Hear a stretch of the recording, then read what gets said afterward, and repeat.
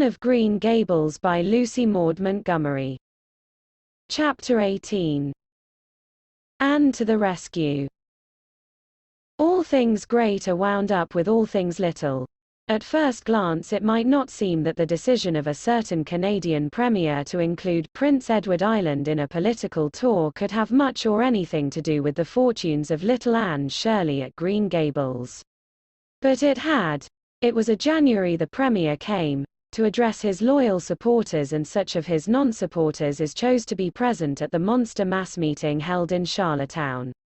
Most of the Avonle people were on Premier's side of politics, hence on the night of the meeting nearly all the men and a goodly proportion of the women had gone to town 30 miles away. Mrs. Rachel Lynde had gone too. Mrs. Rachel Lynde was a red-hot politician and couldn't have believed that the political rally could be carried through without her, although she was on the opposite side of politics. So she went to town and took her husband. Thomas would be useful in looking after the horse, and Marilla Cuthbert with her. Marilla had a sneaking interest in politics herself, and as she thought it might be her only chance to see a real live premier, she promptly took it, leaving Anne and Matthew to keep house until her return the following day. Hence, while Marilla and Mrs. Rachel were enjoying themselves hugely at the mass meeting, Anne and Matthew had the cheerful kitchen at Green Gables all to themselves. A bright fire was glowing in the old-fashioned Waterloo stove and blue-white frost crystals were shining on the window panes. Matthew nodded over a farmer's advocate on the sofa and Anne at the table studied her lessons with grim determination, despite sundry wistful glances at the clock shelf, where lay a new book that Jane Andrews had lent her that day. Jane had assured her that it was warranted to produce any number of thrills, or words to that effect, and Anne's fingers tingled to reach out for it. But that would mean Gilbert Blythe's triumph on the morrow. Anne turned her back on the clock shelf and tried to imagine it wasn't there. Matthew, did you ever study geometry when you went to school?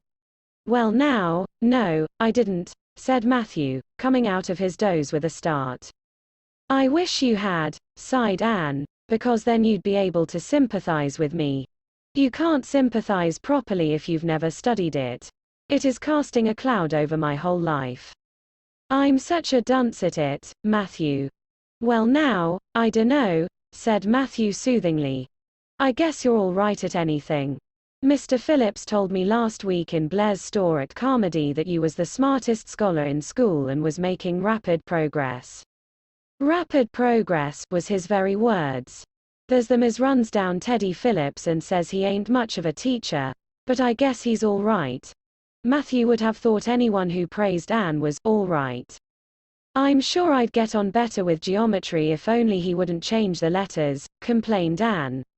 I learn the proposition off by heart and then he draws it on the blackboard and puts different letters from what are in the book and I get all mixed up. I don't think a teacher should take such a mean advantage, do you? We're studying agriculture now and I've found out at last what makes the roads red. It's a great comfort. I wonder how Marilla and Mrs. Lynde are enjoying themselves. Mrs. Lynde says Canada is going to the dogs the way things are being run at Ottawa and that it's an awful warning to the electors.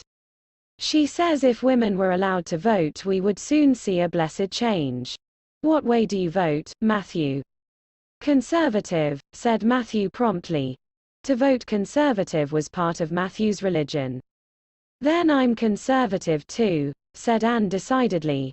I'm glad because some of the boys in school are grits.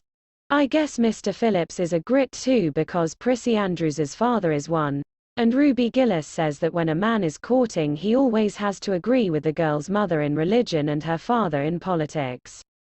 Is that true, Matthew? Well now, I dunno, said Matthew. Did you ever go courting, Matthew?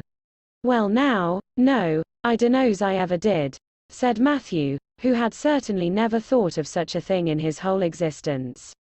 Anne reflected with her chin in her hands. It must be rather interesting, don't you think, Matthew? Ruby Gillis says when she grows up she's going to have ever so many bows on the string and have them all crazy about her. But I think that would be too exciting. I'd rather have just one in his right mind. But Ruby Gillis knows a great deal about such matters because she has so many big sisters, and Mrs. Lynde says the Gillis girls have gone off like hotcakes. Mr. Phillips goes up to see Prissy Andrews nearly every evening. He says it is to help her with her lessons, but Miranda Sloane is studying for Queen's too, and I should think she needed help a lot more than Prissy because she's ever so much stupider, but he never goes to help her in the evenings at all. There are a great many things in this world that I can't understand very well, Matthew. Well now, I dunno as I comprehend them all myself, acknowledged Matthew. Well, I suppose I must finish up my lessons. I won't allow myself to open that new book Jane lent me until I'm through. But it's a terrible temptation, Matthew. Even when I turn my back on it I can see it there just as plain. Jane said she cried herself sick over it. I love a book that makes me cry. But I think I'll carry that book into the sitting room and lock it in the jam closet and give you the key. And you must not give it to me, Matthew, until my lessons are done, not even if I implore you on my bended knees.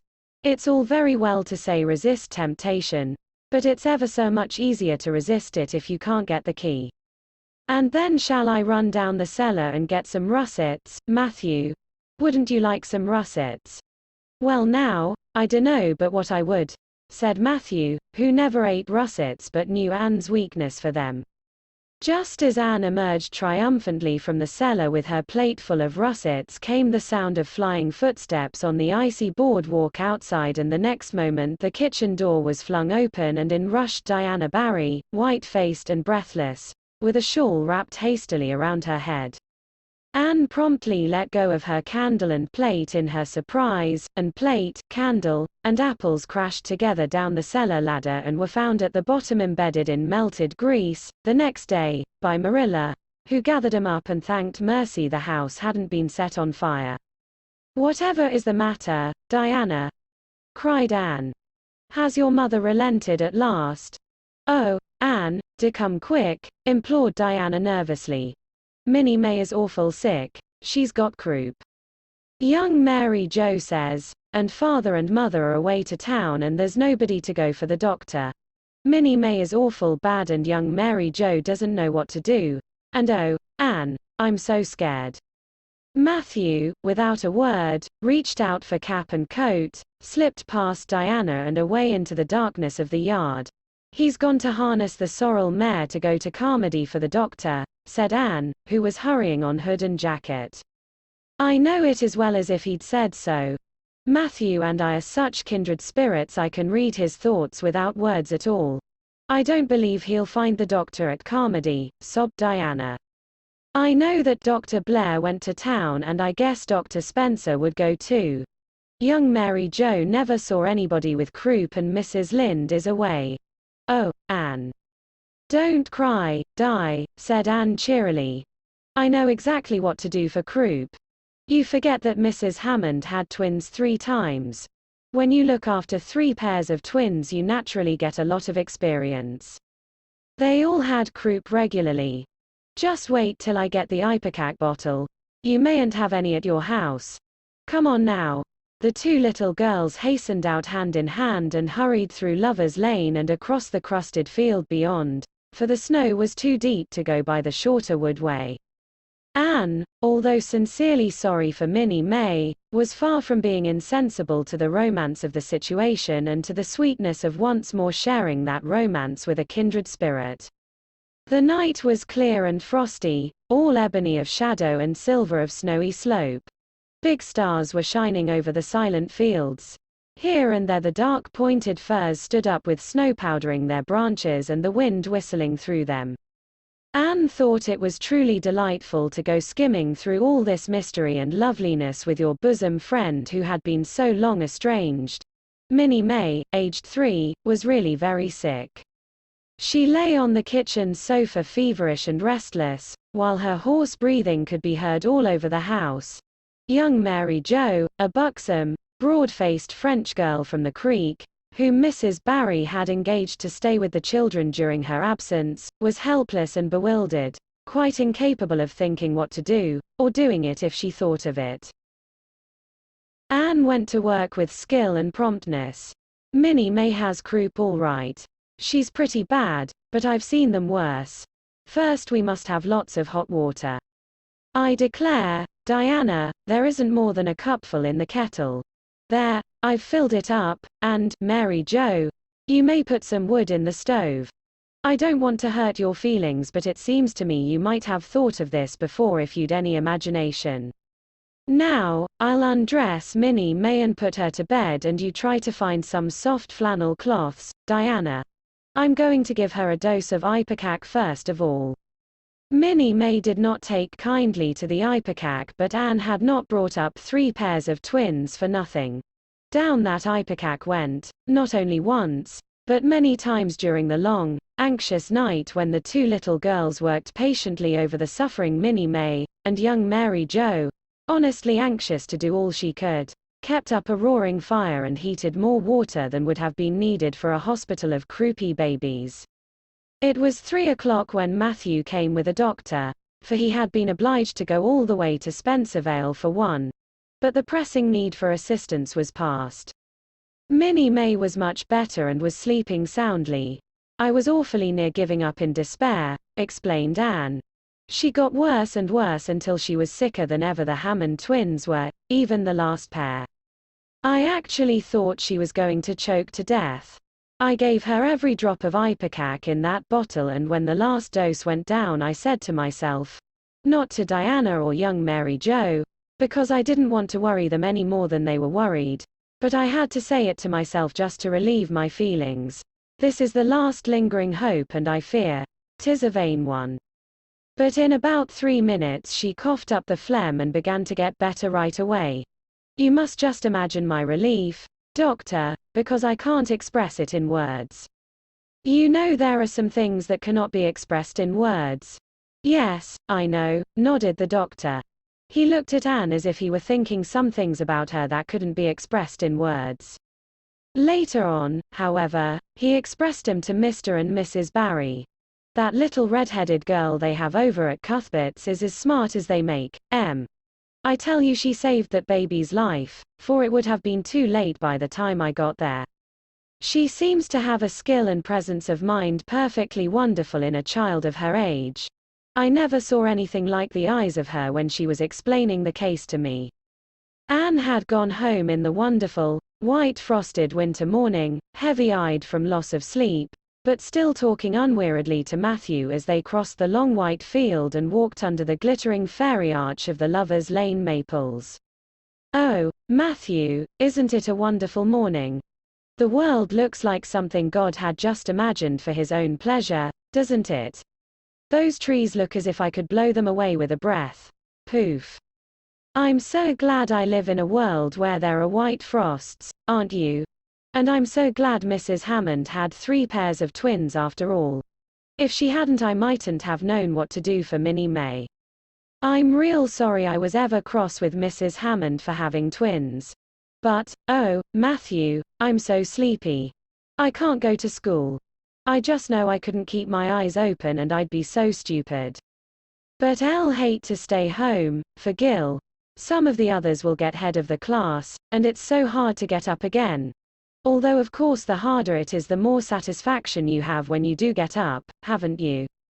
Well now, I guess you'll manage all right, said Matthew, looking at Anne's white little face and the dark shadows under her eyes. You just go right to bed and have a good sleep. I'll do all the chores.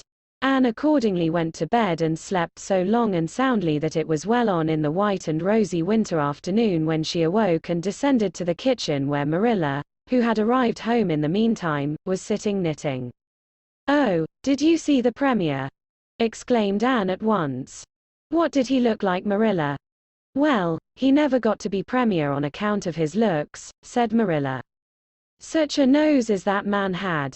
But he can speak. I was proud of being a conservative. Rachel Lynde, of course, being a liberal, had no use for him. Your dinner is in the oven, Anne, and you can get yourself some blue plum preserve out of the pantry. I guess you're hungry.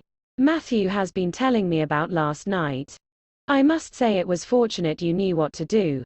I wouldn't have had any idea myself, for I never saw a case of croup. There now, never mind talking till you've had your dinner. I can tell by the look of you that you're just full up with speeches, but they'll keep.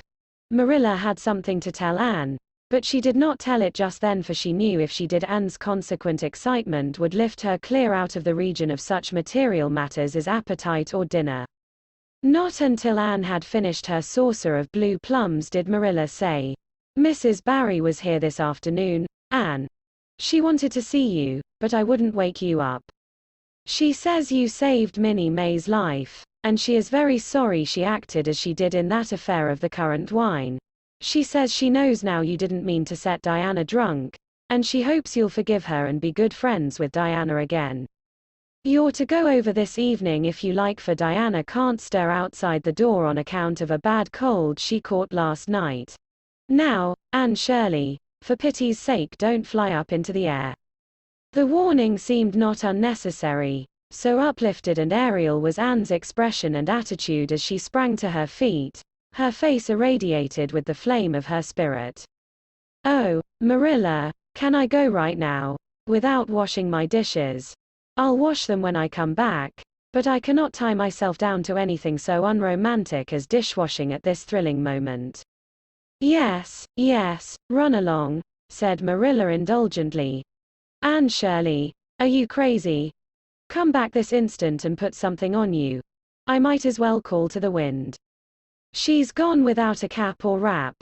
Look at her tearing through the orchard with her hair streaming. It'll be a mercy if she doesn't catch her death of cold."